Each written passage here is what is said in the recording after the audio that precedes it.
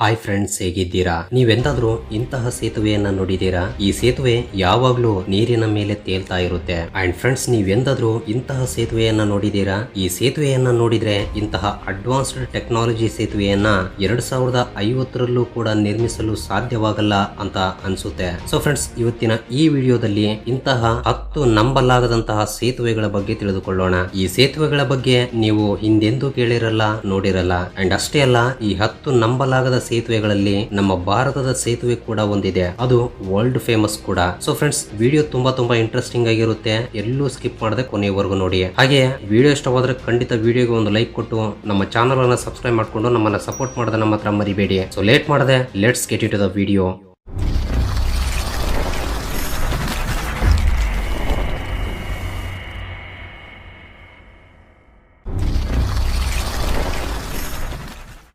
Number 1, floating bridge. ಈ ಸೇತುವೆ China ದೇಶದ ಹುವಾಯಿ ನಗರದಲ್ಲಿದೆ. ಈ ಸೇತುವೆಯನ್ನ ನೀರಿನ ಮೇಲೆ ತೇಲ್ತಾ ಇರುವ ಹಾಗೆ ಕಟ್ಟಿದ್ದಾರೆ. ಈ ಸೇತುವೆಯನ್ನ ಕೇವಲ ಪ್ರಜೆಗಳನ್ನ ಆಕರ್ಷಿಸೋಕೆ ಮಾತ್ರವೇ ನಿರ್ಮಿಸಿದ್ದಾರೆ. ಯಾಕೆಂದ್ರೆ ಇದು ಒಂದು ಟೂರಿಸ್ಟ್ ಸ್ಪಾಟ್. ಅದಕ್ಕಾಗಿಯೇ ಅಲ್ಲಿನ ಗವರ್ಮೆಂಟ್ ಈ ಬ್ರಿಡ್ಜ್ ಅನ್ನ ಈ ರೀತಿ ನಿರ್ಮಿಸಿದೆ. ಪ್ರತಿದಿನ ಈ ಸೇತುವೆಯನ್ನ ನೋಡೋಕೆ 10,000ಕ್ಕೂ ಅಧಿಕ ಜನ ಇಲ್ಲಿಗೆ ಬರ್ತಾ ಇರ್ತಾರೆ. ಈ ವಿಡಿಯೋ ಕ್ಲಿಪ್ ಮೊದಲ ಬಾರಿ ಸೋಷಿಯಲ್ ಮೀಡಿಯಾದಲ್ಲಿ ಅಪ್ಲೋಡ್ ಆದಾಗ ತುಂಬಾ ವೈರಲ್ ಆಗುತ್ತೆ. ಇದರಿಂದ ಈ ಬ್ರಿಡ್ಜ್ ಅನ್ನ ನೋಡಲು ಬರುವವರ ಸಂಖ್ಯೆಯೂ ಕೂಡ ತುಂಬಾ ಜಾಸ್ತಿಯಾಗಿ ಬಿಟ್ಟಿದೆ. ಈ ಸೇತುವೆಯನ್ನ 2 ಬೆಟ್ಟಗಳ ಮಧ್ಯದಲ್ಲಿ ನಿರ್ಮಿಸಿದ್ದಾರೆ. ಆ 2 ಬೆಟ್ಟಗಳು ಕೂಡ ದಟ್ಟವಾದ ಹಸಿರಿನಿಂದ ಕೂಡಿರುತ್ತವೆ. ಸೊ ಇಂತಹ ಅದ್ಭುತವಾದ ಸೇತುವೆಯನ್ನ ನೋಡೋಕೆ ಯಾರಿಗೆ ಇಷ್ಟ ಇರಲ್ಲ ಹೇಳಿ? ಅಷ್ಟೇ ಅಲ್ಲ, ಈ ಸೇತುವೆ ಮೇಲೆ ವಾಹನಗಳು ಕೂಡ ಹೋಗುತ್ತವೆ. ಈ ವಾಹನಗಳು ಈ ಸೇತುವೆಯ ಮೇಲೆ ಹೋಗ್ತಾ ಇರುವಾಗ ನೋಡ್ತಾ ಇದ್ರೆ ಆ ವಾಹನದ ಜೊತೆಗೆ ನೀರು ಕೂಡ ಹೋಗ್ತಾ ಇದೆ ಏನೋ ಅನ್ಸುತ್ತೆ. ಈ ಸೇತುವೆಯ ಉದ್ದ 500 ಮೀಟರ್ಸ್ ಮತ್ತು ಅಗಲ 4.5 ಮೀಟರ್ಗಳಿರುತ್ತೆ. Number 2, merchant square foot bridge. ಈ ಸೇತುವೆ ಲಂಡನ್ನಿನ ಪೆಂಡಿಂಗ್ಟನ್ ನಲ್ಲಿದೆ. ಇದು ಒಂದು ಚಿಕ್ಕ ಮನುಷ್ಯರು ನಡೆದಾಡುವಂತಹ ಸೇತುವೆ. ಇದು ಚಿಕ್ಕದಾಗಿದ್ರೂ ಕೂಡ ಈ ಸೇತುವೆಯ ನಿರ್ಮಾಣದ ಆರ್ಕಿಟೆಕ್ಚರ್ ಅನ್ನ ನೋಡಿದ್ರೆ ಖಂಡಿತ ನೀವು ಕೂಡ ಆಶ್ಚರ್ಯ ಆಗೋದು ಗ್ಯಾರಂಟಿ. ಈ ಸೇತುವೆಯನ್ನ ಒಂದು ಕಾಲುವೆ ಮೇಲೆ ನಿರ್ಮಿಸಿದ್ದಾರೆ. ಆ ಕಾಲುವೆಯಲ್ಲಿ ಒಂದು ವೇಳೆ ಹಡಗುಗಳು ಹೋಗಬೇಕಾಗಿ ಬಂದ್ರೆ ಆ ಸಮಯದಲ್ಲಿ ಈ ಸೇತುವೆಯನ್ನ ಈ ರೀತಿ ಮೇಲೆ ಲಿಫ್ಟ್ ಮಾಡ್ತಾರೆ. ಈ ರೀತಿ ಲಿಫ್ಟ್ ಮಾಡಿದಾಗ ಈ ಸೇತುವೆ 5 ಪಾರ್ಟ್ಸ್ ಗಳಾಗಿ ಬೇರೆ ಬೇರೆ ಆಗುತ್ತೆ. ಇವುಗಳಲ್ಲಿ 2 ಕಡೆ ರೈಲಿಂಗ್ಸ್ ಕೂಡ ಇರುತ್ತವೆ ಅಂಡ್ ಮಧ್ಯದಲ್ಲಿ 3 ಮೆಟಲ್ ಭಾಗಗಳಿರುತ್ತವೆ. ಈ ಕಾಲುವೆಯ ಮೇಲಿಂದ ಹಡಗುಗಳು ಹೋದ ನಂತರ ಮತ್ತೆ ಈ ಸೇತುವೆ ಯಥಾ ರೀತಿ ತನ್ನ ಸ್ಥಾನಕ್ಕೆ ಬಂದು ಬಿಡುತ್ತೆ. ಇದನ್ನ ನಾರ್ಮಲ್ ಪೊಸಿಷನ್ ಅಲ್ಲಿ ನೋಡಿದ್ರೆ ಇದು ಈ ರೀತಿ ಓಪನ್ ಆಗುತ್ತೆ ಅಂತ ಯಾರಿಗೂ ಅನ್ಸಲ್ಲ. ವಾವ್, ತುಂಬಾ ಅಮೇಜಿಂಗ್ ಆಗಿದೆ ಅಲ್ವಾ? Number 3, the Barton swing aqueduct. ಈ ಸೇತುವೆ ಇಂಗ್ಲೆಂಡಿನಲ್ಲಿದೆ. ಇದನ್ನ 1893ರಲ್ಲಿ ಪ್ರಜೆಗಳಿಗಾಗಿ ನಿರ್ಮಿಸಿದ್ದಾರೆ. ಇದು ಇಷ್ಟು ಹಳೆಯದಾಗಿದ್ರೂ ಕೂಡ ಇಂದಿಗೂ ಕೂಡ ಬಳಸಲಾಗುತ್ತಿದೆ. ಈ ಬಾಟನ್ ಸ್ವಿಂಗ್ ಅಕ್ವಾಡಕ್ಟ್ ಗೆ 2 ಸೇತುವೆಗಳಿವೆ. ಇದರಲ್ಲಿ ಒಂದು ವಾಹನಗಳು ತಿರುಗಾಡೋಕೆ, ಇನ್ನೊಂದು ಸೇತುವೆಯನ್ನ ಒಂದು ಕಾಲುವೆಯ ಮೇಲೆ ನಿರ್ಮಿಸಿದ್ದಾರೆ. ಈ 2 ಬ್ರಿಡ್ಜ್ ಗಳು ಕೂಡ ಒಂದೇ ಸ್ಥಾನದಲ್ಲಿ ಇದ್ದು ರೊಟೇಟ್ ಆಗಬಲ್ಲವು. ಅಂದ್ರೆ ಈ 2 ಬ್ರಿಡ್ಜ್ ಗಳು ಕೂಡ 90 ಡಿಗ್ರಿಗಳವರೆಗೆ ತಿರುಗಬಲ್ಲವು. ಈ 2 ಸೇತುವೆಗಳ ಕೆಳಗೆ ಇರುವ ನದಿಯ ಮೇಲೆ ಬೋಟ್ ಅಥವಾ ಶಿಪ್ ಹೋಗಬೇಕಾಗಿ ಬಂದ್ರೆ ಆಗ ಈ 2 ಸೇತುವೆಗಳನ್ನ 90 ಡಿಗ್ರಿಯವರೆಗೆ ತಿರುಗಿಸ್ತಾರೆ. ಇದರಿಂದ ಆ ನದಿಯ ಮೇಲೆ ಬೋಟ್ ಅಥವಾ ಶಿಪ್ ಹೋಗೋಕೆ ದಾರಿ ಕ್ರಿಯೇಟ್ ಆಗುತ್ತೆ. ಆ ಶಿಪ್ ಗಳು ಹೋದ ನಂತರ ಮತ್ತೆ ಈ ಬ್ರಿಡ್ಜ್ ಅನ್ನ ಯಥಾ ರೀತಿ ತಿರುಗಿಸಿ ಬಿಡ್ತಾರೆ. ಇವುಗಳನ್ನ ಕಂಟ್ರೋಲ್ ಮಾಡೋಕೆ ಈ 2 ಸೇತುವೆಗಳ ಮಧ್ಯದಲ್ಲಿ ಒಂದು ಚಿಕ್ಕ ಹೌಸ್ ಅನ್ನ ಕೂಡ ನಿರ್ಮಿಸಿದ್ದಾರೆ. ಅಂದ್ರೆ ಕಂಟ್ರೋಲ್ ಟವರ್ ಅನ್ನ ನಿರ್ಮಿಸಿದ್ದಾರೆ. ಈ ಕಂಟ್ರೋಲ್ ಟವರ್ ನಿಂದ 2 ಬ್ರಿಡ್ಜ್ ಗಳನ್ನ ಕಂಟ್ರೋಲ್ ಮಾಡಬಹುದು. ಈ ಮಾಡರ್ನ್ ಬ್ರಿಡ್ಜ್ ತರ ಕಾಣಿಸುವ ಅದ್ಭುತವಾದ ಸೇತುವೆಯನ್ನ 18ನೇ ಶತಮಾನದಲ್ಲಿ ಕಟ್ಟಿಸಿದ್ದಾರೆ. ಇದು ಇದಕ್ಕೂ ಮೊದಲು ನಾರ್ಮಲ್ ಬ್ರಿಡ್ಜ್ ಗಳ ಹಾಗೆಯೇ ಇತ್ತು. ಆದ್ರೆ ಯಾವಾಗ ಈ ಕಾಲುವೆಯ ಮೇಲೆ ಬ್ರಿಡ್ಜ್ ಅನ್ನ ನಿರ್ಮಿಸಿದ್ರು ಆಗಲೇ ಈ ಬ್ರಿಡ್ಜ್ ಅನ್ನು ಕೂಡ ಮಾಡಿಫೈ ಮಾಡಿದ್ದಾರೆ. Number 4, Slauerhoffbrug flying draw bridge. ಈ ಸೇತುವೆ ನೆದರ್ಲ್ಯಾಂಡಿನ ಲಿವರ್ಡೆನ್ ನಲ್ಲಿದೆ. ಇದನ್ನ ಹಾರ್ಲಿಂಗರ್ ವಾಟ್ ನದಿಯ ಮೇಲೆ ಕಟ್ಟಿಸಿದ್ದಾರೆ. ಇದನ್ನ 2000 ವರ್ಷದಲ್ಲಿ ಪ್ರಜೆಗಳಿಗಾಗಿ ಓಪನ್ ಮಾಡಿದ್ದಾರೆ. ಈ ಸೇತುವೆಯನ್ನ ಮಾಡರ್ನ್ ಟೆಕ್ನಾಲಜಿಯನ್ನು ಉಪಯೋಗಿಸಿ ನಿರ್ಮಿಸಿದ್ದಾರೆ. ಅಂದ್ರೆ ಇದು ಫುಲ್ಲಿ ಆಟೋಮೆಟಿಕ್ ಬ್ರಿಡ್ಜ್. ಒಂದು ವೇಳೆ ಈ ಸೇತುವೆ ಕೆಳಗಡೆಯಿಂದ ಹಡಗು ಹೋಗಬೇಕಾಗಿ ಬಂದ್ರೆ ಅಂತಹ ಸಮಯದಲ್ಲಿ ಬ್ರಿಡ್ಜ್ ಮೇಲೆ ಇರುವ ವಾಹನಗಳನ್ನ ಸ್ವಲ್ಪ ಸಮಯದವರೆಗೆ ನಿಲ್ಲಿಸ್ತಾರೆ. ನಂತರ ಈ ಬ್ರಿಡ್ಜ್ ಗೆ ಸಂಬಂಧಿಸಿದ ಒಂದು ಪಾರ್ಟ್ ಅನ್ನ ಮೇಲೆ ಈ ರೀತಿ ಲಿಫ್ಟ್ ಮಾಡ್ತಾರೆ. ಈ ಪಾರ್ಟ್ 15 ಮೀಟರ್ ಅಗಲ ಮತ್ತು 15 ಮೀಟರ್ ಉದ್ದ ಇರುತ್ತೆ. ಇದನ್ನ 15x15 ಸ್ಕ್ವೇರ್ ಪಾರ್ಟ್ ಎಂದು ಕೂಡ ಹೇಳ್ಬಹುದು. ಸೊ ಈ ರೀತಿ ಲಿಫ್ಟ್ ಮಾಡಿದ್ಮೇಲೆ ಆ ನದಿಯ ಮೇಲಿಂದ ಹಡಗುಗಳು ಹೋಗುತ್ತವೆ. ಆ ಹಡಗುಗಳು ಹೋದ ನಂತರ ಮತ್ತೆ ಈ ಬ್ರಿಡ್ಜ್ ಯಥಾ ರೀತಿ ತನ್ನ ಸ್ಥಾನಕ್ಕೆ ಬಂದು ಬಿಡುತ್ತೆ. ಈ ಎಲ್ಲಾ ಪ್ರೋಸೆಸ್ ನಡೆಯೋಕೆ ಕೇವಲ 3 ನಿಮಿಷಗಳ ಸಮಯ ಮಾತ್ರ ಹಿಡಿಯುತ್ತೆ. ನಂತರ ಮೇಲೆ ಇರುವ ಟ್ರಾಫಿಕ್ ಅನ್ನ ಕ್ಲಿಯರ್ ಮಾಡ್ತಾರೆ. ಈ ಸೇತುವೆ ಮಾಮೂಲಿ ಸೇತುವೆಗಿಂತ ತುಂಬಾ ಡಿಫ್ರೆಂಟ್ ಆಗಿರುತ್ತೆ. ಯಾಕೆಂದ್ರೆ ನೀವು ನದಿಯ ಮೇಲೆ ಕಟ್ಟಿರುವ ಕೆಲವು ಸೇತುವೆಗಳನ್ನ ನೋಡಿರ್ತೀರಾ. ಸೊ ಆ ನದಿಯಲ್ಲಿ ಹಡಗುಗಳು ವಾಹನಗಳು ಪ್ರಯಾಣಿಸಬೇಕು ಅಂದ್ರೆ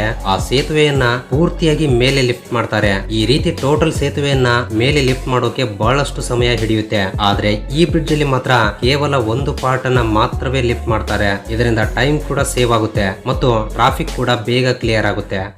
number 5 Anderson waves bridge. So friends, ಈ ಸೇತುವೆ ಸಿಂಗಾಪುರ್ ನಲ್ಲಿದೆ. ಈ ಸೇತುವೆಯನ್ನ ನೆಲದಿಂದ 36 ಮೀಟರ್ಗಳಷ್ಟು ಎತ್ತರದಲ್ಲಿ ನಿರ್ಮಿಸಿದ್ದಾರೆ. ಇದನ್ನ 2018ರಲ್ಲಿ ಪ್ರಜೆಗಳಿಗಾಗಿ ನಿರ್ಮಿಸಿದ್ದಾರೆ. ಅಂಡ್ ಈ ಸೇತುವೆಯ ಒಂದು ಭಾಗದಲ್ಲಿ ಲೋಹದಿಂದ ಈ ರೀತಿ ಸುಂದರವಾದ ಡಿಸೈನ್ ಮಾಡಿದ್ದಾರೆ. ಇದನ್ನ ನೋಡ್ತಾ ಇದ್ರೆ ಒಂದು ಬಿಳಿ ಹಾವಿನ ಹಾಗೆ ಕಾಣಿಸುತ್ತೆ. ಇದನ್ನ ದಟ್ಟವಾದ ಮತ್ತು ಹಸಿರಿನಿಂದ ತುಂಬಿದ ಮರಗಳ ಮಧ್ಯೆ ಕಟ್ಟಿದ್ದಾರೆ. ಇದರಿಂದ ಪ್ರಜೆಗಳಿಗೆ ಪರಿಸರದ ಮೇಲೆ ಹೆಚ್ಚು ಆಸಕ್ತಿ ಉಂಟಾಗುತ್ತೆ. ಅಷ್ಟೇ ಅಲ್ಲ, ಸೇತುವೆ ಮಧ್ಯದಲ್ಲಿ ಕುಳಿತುಕೊಳ್ಳೋಕೆ ಸ್ಪೇಸ್ ಅನ್ನು ಕೂಡ ಕ್ರಿಯೇಟ್ ಮಾಡಿದ್ದಾರೆ. ಈ ಸೇತುವೆಯನ್ನ ನೋಡೋಕೆ ಪ್ರಜೆಗಳು ಬೆಳಿಗ್ಗೆ ಮತ್ತು ಸಾಯಂಕಾಲ ಬರ್ತಾನೆ ಇರ್ತಾರೆ. Number 6 scale lane bridge. ಈ ಸೇತುವೆ ಇಂಗ್ಲೆಂಡಿನಲ್ಲಿದೆ. ಇದನ್ನ ಹುಲ್ ನದಿಯ ಮೇಲೆ ಕಟ್ಟಿಸಿದ್ದಾರೆ. ಈ ಸೇತುವೆ ಪ್ರಪಂಚದಲ್ಲೇ ಮೊಟ್ಟ ಮೊದಲ ಜೋಕಾಲಿಯಂತಿರುವ ಸೇತುವೆ. ಅಂದ್ರೆ ಈ ಸೇತುವೆಯ ಮೇಲೆ ನಿಂತ್ರೆ ನಮಗೆ ಈ ಸೇತುವೆ ಜೋಕಾಲಿಯಲ್ಲಿ ತೂಗಾಡ್ತಾ ಇರುವ ಹಾಗೆ ಅನುಭವವನ್ನ ಕೊಡುತ್ತಂತೆ. ಸೊ ಯಾವಾಗ ನದಿಯ ಮೇಲೆ ಹಡಗು ಬರುತ್ತೋ ಆಗ ಈ ಸೇತುವೆ ಈ ರೀತಿ ಒಂದು ಕಡೆ ಸ್ಲೈಡ್ ಆಗುತ್ತೆ. ಬಟ್ ಇಲ್ಲಿ ವಿಶೇಷ ಏನು ಅಂದ್ರೆ ಈ ರೀತಿ ಮೂವ್ ಆಗ್ತಾ ಇರುವಾಗ ಇದರ ಮೇಲೆ ಇರುವ ಪ್ರಜೆಗಳು ಎಲ್ಲಿಗೂ ಹೋಗಬೇಕಾಗಿಲ್ಲ. ಈ ಸೇತುವೆ ಮೇಲೆ ನಿಂತು ಆ ಸೇತುವೆಯ ಜೊತೆ ನಾವು ಕೂಡ ಮೂವ್ ಆಗಬಹುದು. ಸೊ ಹಡಗು ಕ್ರಾಸ್ ಆದ ನಂತರ ಮತ್ತೆ ಈ ಸೇತುವೆ ಅದರ ನಾರ್ಮಲ್ ಸ್ಟೇಜ್ ಗೆ ಬಂದು ನಿಲ್ಲುತ್ತೆ. ಈ ಸೇತುವೆಯ ಉದ್ದ 1000 ಮೀಟರ್ಗಳು. ಈ ಸೇತುವೆ ಪಕ್ಕಕ್ಕೆ ಮೂವ್ ಆಗ್ತಾ ಇರುವಾಗ ಈ ಸೇತುವೆಯ ಮೇಲೆ 1000ದಿಂದ 4000 ಜನ ಇರ್ತಾರೆ. ಈ ಸೇತುವೆಯನ್ನ ಕಂಟ್ರೋಲ್ ಮಾಡೋಕೆ 3 ಲ್ಯಾಕ್ಟಿಕ್ ಗೇರ್ಸ್ ಗಳನ್ನ ಕೂಡ ಇಟ್ಟಿದ್ದಾರೆ.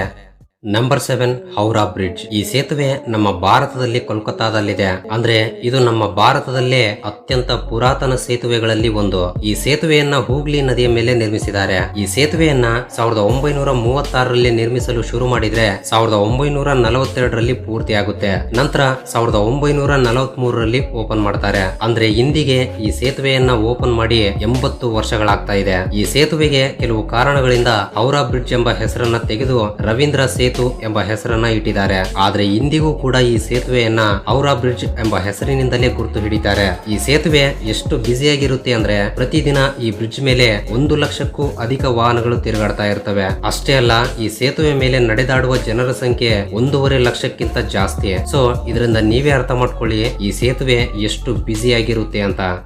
Number 8 Laguna Garzon bridge. ಈ ಸೇತುವೆ ಉರುಗ್ವೆ ದೇಶದಲ್ಲಿದೆ. ಈ ಸೇತುವೆ ವೃತ್ತಾಕಾರದಲ್ಲಿ ಇರೋದ್ರಿಂದ ಪ್ರಪಂಚದಲ್ಲೇ ತುಂಬಾ ಫೇಮಸ್ ಆಗಿಬಿಟ್ಟಿದೆ. ಈ ಸೇತುವೆಯನ್ನ ನೋಡಿದ ಮೇಲೆ ನಿಮ್ಮ ತಲೆಯಲ್ಲಿ ಒಂದು ಪ್ರಶ್ನೆ ಖಂಡಿತ ಕಾಡ್ತಾ ಇರುತ್ತೆ. ಈ ಸೇತುವೆಯನ್ನ ಈ ರೀತಿ ವೃತ್ತಾಕಾರದಲ್ಲಿ ಯಾಕೆ ಕಟ್ಟಿದ್ದಾರೆ, ಸ್ಟ್ರೇಟ್ ಆಗಿ ನಿರ್ಮಿಸಬಹುದಲ್ವಾ ಅಂತ. ಸೊ ಈ ಸೇತುವೆಯನ್ನ ಯಾಕೆ ಈ ರೀತಿ ನಿರ್ಮಿಸಿದ್ದಾರೆ ಅಂದ್ರೆ ಇದರ ಮೇಲೆ ಹೋಗುವ ವಾಹನಗಳು ಅವುಗಳ ಸ್ಪೀಡ್ ಅನ್ನ ಕಡಿಮೆ ಮಾಡಬೇಕು ಎಂಬ ಉದ್ದೇಶದಿಂದ ಈ ರೀತಿ ನಿರ್ಮಿಸಿದ್ದಾರೆ. ಒಂದು ವೇಳೆ ಈ ಸೇತುವೆಯನ್ನ ಸ್ಟ್ರೇಟ್ ಆಗಿ ನಿರ್ಮಿಸಿದ್ರೆ ಆ ಸೇತುವೆ ಮೇಲೆ ವಾಹನಗಳು ತುಂಬಾ ಸ್ಪೀಡ್ ಆಗಿ ಹೋಗಿ ಆಕ್ಸಿಡೆಂಟ್ಸ್ ಆಗುವ ಸಾಧ್ಯತೆ ಇರುತ್ತೆ. ಅದಕ್ಕಾಗಿಯೇ ಈ ಸೇತುವೆಯನ್ನ ಈ ರೀತಿ ವೃತ್ತಾಕಾರದಲ್ಲಿ ನಿರ್ಮಿಸಿದ್ದಾರೆ. ಇದರಿಂದ ವಾಹನಗಳು ನಿಧಾನವಾಗಿ ಹೋಗ್ತಾ ಇವೆ, ಜೊತೆಗೆ ಆಕ್ಸಿಡೆಂಟ್ಸ್ ಕೂಡ ಕಡಿಮೆಯಾಗಿವೆ. ಅಷ್ಟೇ ಅಲ್ಲ, ಇದರ ಮೇಲೆ ಹೋಗ್ತಾ ಇರುವಾಗ ಈ ಅದ್ಭುತವಾದ ದೃಶ್ಯವನ್ನು ಕೂಡ ನೋಡಿ ಎಂಜಾಯ್ ಮಾಡಬಹುದು. ಈ ಸೇತುವೆಯನ್ನ ನಿರ್ಮಿಸೋಕೆ ಬರೋಬ್ಬರಿ 1 ವರ್ಷ ಸಮಯ ಹಿಡಿದಿದೆ. ಅಂಡ್ ಇದರಲ್ಲಿ 450 ಟನ್ಗಳಷ್ಟು ಸ್ಟೀಲ್ ಅನ್ನ ಯೂಸ್ ಮಾಡಿದ್ದಾರೆ.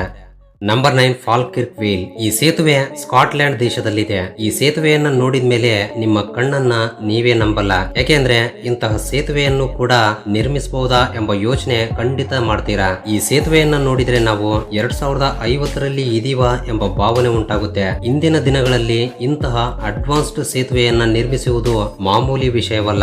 ನಿಜ ಹೇಳಬೇಕು ಅಂದ್ರೆ ಇದು ಬ್ರಿಡ್ಜ್ ಅಲ್ಲ, ಇದು ಬೋಟ್ಸ್ ಗಳನ್ನ ಮೇಲೆ ಮತ್ತು ಕೆಳಗೆ ತೆಗೆದುಕೊಂಡು ಹೋಗುವ ಒಂದು ಲಿಫ್ಟ್. ಕೆಳಗಡೆ ಇರುವ ಬೋಟ್ಸ್ ಗಳನ್ನ ತಗೊಂಡು ಮೇಲೆ ಇರುವ ಕಾಲುವೆಯಲ್ಲಿ ಬಿಡುತ್ತೆ. ಅಂಡ್ ಮೇಲೆ ಇರುವ ಬೋಟ್ಸ್ ಗಳನ್ನ ಕೆಳಗಡೆ ತಗೊಂಡು ಬರುತ್ತೆ. ಸೊ ಮೇಲಿನ ಕಾಲುವೆಯ ಬ್ರಿಡ್ಜ್ ಗೆ ಇದು ಅಟ್ಯಾಚ್ ಆಗಿರುತ್ತೆ. ಅದಕ್ಕಾಗಿಯೇ ಇದು ಕೂಡ ಸೇತುವೆಗಳ ಲಿಸ್ಟ್ ಅಲ್ಲಿ ಇದೆ. ಇದನ್ನ 2000ನೇ ವರ್ಷದಲ್ಲಿ ಪ್ರಜೆಗಳಿಗಾಗಿ ಓಪನ್ ಮಾಡಿದ್ದಾರೆ. ಇದಕ್ಕೂ ಮೊದಲು ಈ ಕಾಲುವೆಯ ಹತ್ತಿರ ಒಂದು ಸೇತುವೆ 1933ರಲ್ಲಿ ಕುಸಿದು ಬೀಳುತ್ತೆ. ಅದಕ್ಕಾಗಿಯೇ 1994ರಲ್ಲಿ ಈ ಸೇತುವೆಯನ್ನ ಕಟ್ಟೋಕೆ ಶುರು ಮಾಡ್ತಾರೆ. ಇದನ್ನ ನೋಡ್ತಾ ಇದ್ರೆ ಯಾರಿಗೇ ಆಗ್ಲಿ ಖಂಡಿತ ಇದೊಂದು ಅದ್ಭುತ ಸೇತುವೆ ಅನ್ಸುತ್ತೆ. Number 10 Friedrich Bayer bridge. So friends, ಈ ಸೇತುವೆ ಬ್ರೆಜಿಲ್ ದೇಶದ ಸಾವೋ ಪೌಲೋನಲ್ಲಿದೆ. ಇದನ್ನ ಪಿನ್ಹೆರೋಸ್ ನದಿಯ ಮೇಲೆ ಕಟ್ಟಿಸಿದ್ದಾರೆ. ಈ ಸೇತುವೆ ಕೆಳಗಡೆಯಿಂದ ಚಿಕ್ಕ ಚಿಕ್ಕ ಬೋಟ್ಗಳು ಹೋಗ್ತಾ ಇರುತ್ತವೆ. ಸೊ ಈ ಸೇತುವೆ ಅದರ ಸ್ಥಾನದಿಂದ 90 ಡಿಗ್ರಿಗಳವರೆಗೆ ತಿರುಗುತ್ತೆ. ಈ ಸೇತುವೆಯನ್ನ ಕಟ್ಟಿದ ಆ 2 ಪೋಲ್ಸ್ ಗಳ ಮೇಲೆ 2 ಚಿಕ್ಕ ವೃತ್ತಾಕಾರದ ಗಾರ್ಡನ್ಸ್ ಗಳನ್ನು ಕೂಡ ನಿರ್ಮಿಸಿದ್ದಾರೆ. ಇದೇ ಕಾರಣದಿಂದ ಇದು ಇಷ್ಟು ಸುಂದರವಾಗಿ ಕಾಣಿಸ್ತಾ ಇದೆ. ಈ ಸೇತುವೆ 90 ಮೀಟರ್ ಗಳಷ್ಟು ಉದ್ದ ಇರುತ್ತೆ ಅಂಡ್ 12 ಮೀಟರ್ ಗಳಷ್ಟು ಅಗಲವಿರುತ್ತೆ. ಅಂಡ್ ಇದನ್ನ ಕಾಲ್ನಡಿಗೆಯಲ್ಲಿ ಹೋಗುವವರಿಗೋಸ್ಕರ ಮತ್ತು ಸೈಕ್ಲಿಂಗ್ ಮಾಡುವವರಿಗೋಸ್ಕರ ಮಾತ್ರವೇ ನಿರ್ಮಿಸಿದ್ದಾರೆ. ಅಂದ್ರೆ ಇದರ ಮೇಲೆ ಕಾರುಗಳು ಮತ್ತು ಇತರ ವೆಹಿಕಲ್ಸ್ ಹೋಗುವ ಹಾಗಿಲ್ಲ. ಸೊ ಇವು ಫ್ರೆಂಡ್ಸ್ 10 ನಂಬಲಾಗದ ಸೇತುವೆಗಳು. ಈ 10 ಸೇತುವೆಗಳಲ್ಲಿ ನಿಮಗೆ ಯಾವುದು ತುಂಬಾ ಇಷ್ಟವಾಗಿದೆಯೋ ಕೆಳಗಡೆ ಕಮೆಂಟ್ ಮಾಡಿ ತಿಳಿಸಿ. ಅಂಡ್ ಈ ವಿಡಿಯೋಗೆ ಇಷ್ಟ ಫ್ರೆಂಡ್ಸ್, ಈ ವಿಡಿಯೋ ಇಷ್ಟವಾಗಿದ್ದರೆ ಖಂಡಿತ ವಿಡಿಯೋಗೆ ಒಂದು ಲೈಕ್ ಕೊಟ್ಟು ನಿಮ್ಮ ಫ್ರೆಂಡ್ಸ್ ಅಂಡ್ ಫ್ಯಾಮಿಲಿ ಜೊತೆ ಕೂಡ ಶೇರ್ ಮಾಡಿ. ಹಾಗೆ ಫಸ್ಟ್ ಟೈಮ್ ಯಾರಾದ್ರೂ ನಮ್ಮ ಚಾನಲ್ ಅನ್ನ ಈಗ ನೋಡ್ತಾ ಇದ್ರೆ ತಪ್ಪದೆ ಸಬ್ಸ್ಕ್ರೈಬ್ ಮಾಡ್ಕೊಂಡು ಪಕ್ಕದಲ್ಲಿರುವ ಬೆಲ್ ಐಕನ್ ಅನ್ನ ಆಕ್ಟಿವೇಟ್ ಮಾಡ್ಕೊಳ್ಳಿ. ಅಂಡ್ ವಿಡಿಯೋವನ್ನ ಕೊನೆವರೆಗೂ ನೋಡಿದ್ದಕ್ಕೆ love you so much guys.